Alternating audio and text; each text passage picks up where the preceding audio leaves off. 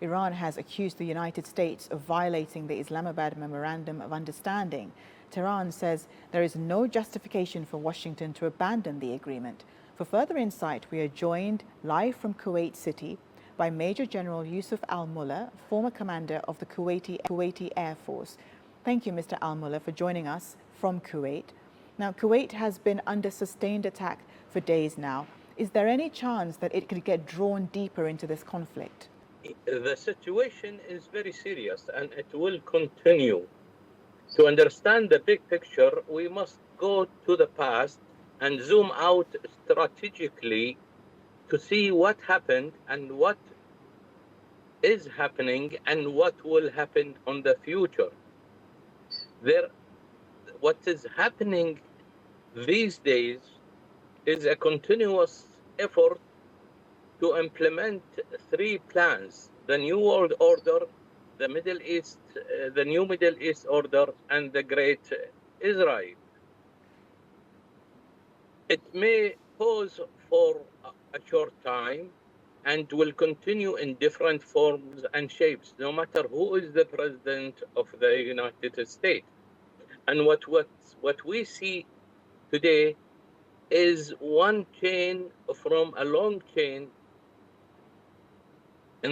happened in the past. If we go 45 years ago, regarding what's happening in the countries, not just in the Middle East, also in Africa, like what happened in Libya and what's happening in Sudan right now.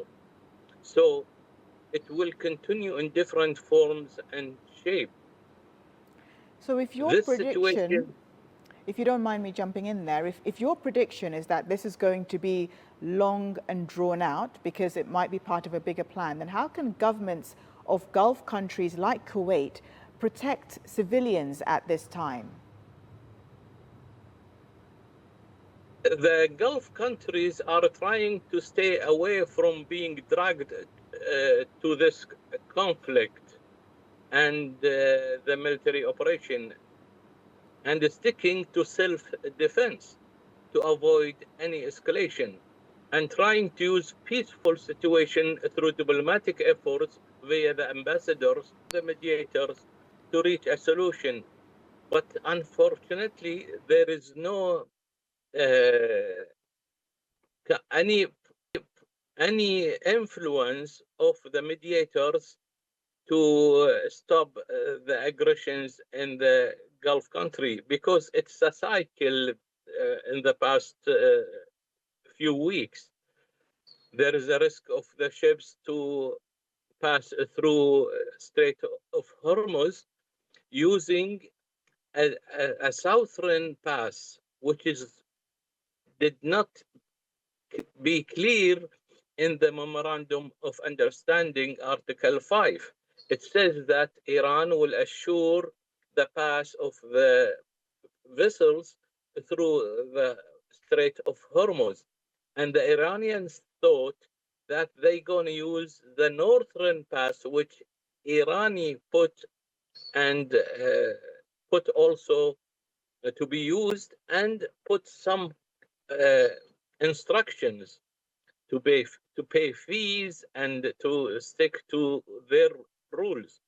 But what the Iranian find out, that the ships are trying to use the southern pass, which is close to Oman.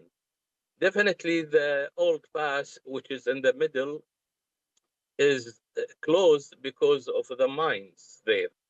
So the memorandum of understanding is not clear about this matter, which led to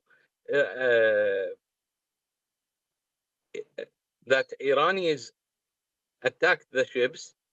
This is the first part of the cycle, and then United States start attacking Iran. This is the second part, and Iran start hitting the Gulf country, which is the third chain on this cycle. And what we see that this is a repeated situation on the past 3 weeks.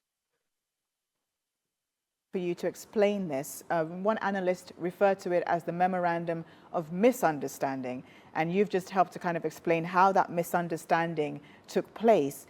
Is there any way, do you think, for us or for them to salvage this peace process now, or the peace negotiations? Well, the memorandum of understanding, not just it is missing details of in the 14 points, and as I mentioned, point number 5, the situation will continue no matter how is the effort of the mediators. There is no trust at all between the two parties. That's crystal clear.